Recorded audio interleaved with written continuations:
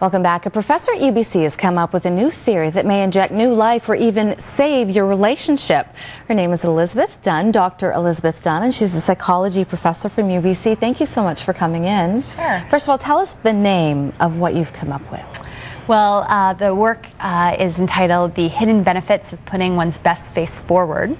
Okay, and now this was just recently recognized for a huge contest for pioneering psychology. Yes. So what does it do? What is the theory? Well, the idea is that when we have to interact with somebody that we don't know well or want to impress, we really try to put our best face forward. Right. Whereas when we interact with, say, a long-term romantic partner, we're less likely to put in that kind of effort. So, which makes sense over time. Right.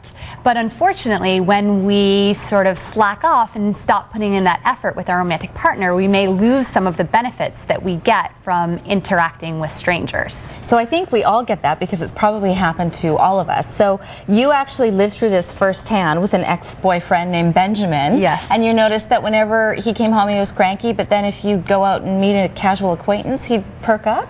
Exactly. So often if he was in a little bit of a bad mood, he'd come to me, his girlfriend, knowing I'd be sympathetic and understanding, and he'd stay in his bad mood.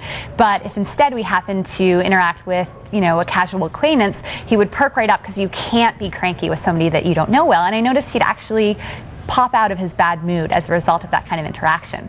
So I wanted to see whether other people showed this same kind of phenomenon. And you found that they did. Exactly. So how can you take that and extrapolate it to help us save failing relationships where this may be a problem?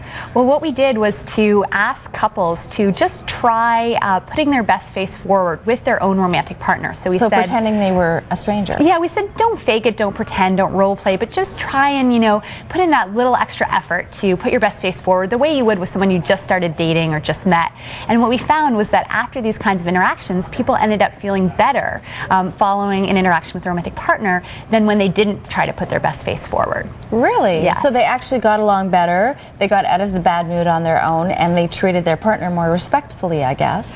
Right. In particular, people left the interaction with their romantic partner feeling a little happier and more cheerful. Really? Exactly. Yes, but they didn't expect to ahead of time. This was not a benefit that people were able to really foresee. So you think then that this is something that we can all use? If we just go and we treat our partners somewhat more of a casual acquaintance, then we won't bring that baggage per se, and we'll treat them on a happier, lighter, more loving level. That's the idea. I mean, I wouldn't want to suggest that we should always try to pretend we're on a first date with our romantic partner. Right. In fact, I think there can be some advantages to having that person who you can just flop on the couch with and not have to perform for. Exactly. Yeah. But I think that maybe this research is sort of like the scientific evidence for the value of Valentine's Day, that at least occasionally we should maybe try and put our best face forward. I agree. It's fantastic and it's common sense. Thank you so much for coming in, Dr. Dunn. Sure. Thank you. All right. Good advice, Rena. What do you think? Well, what if you don't have a best face?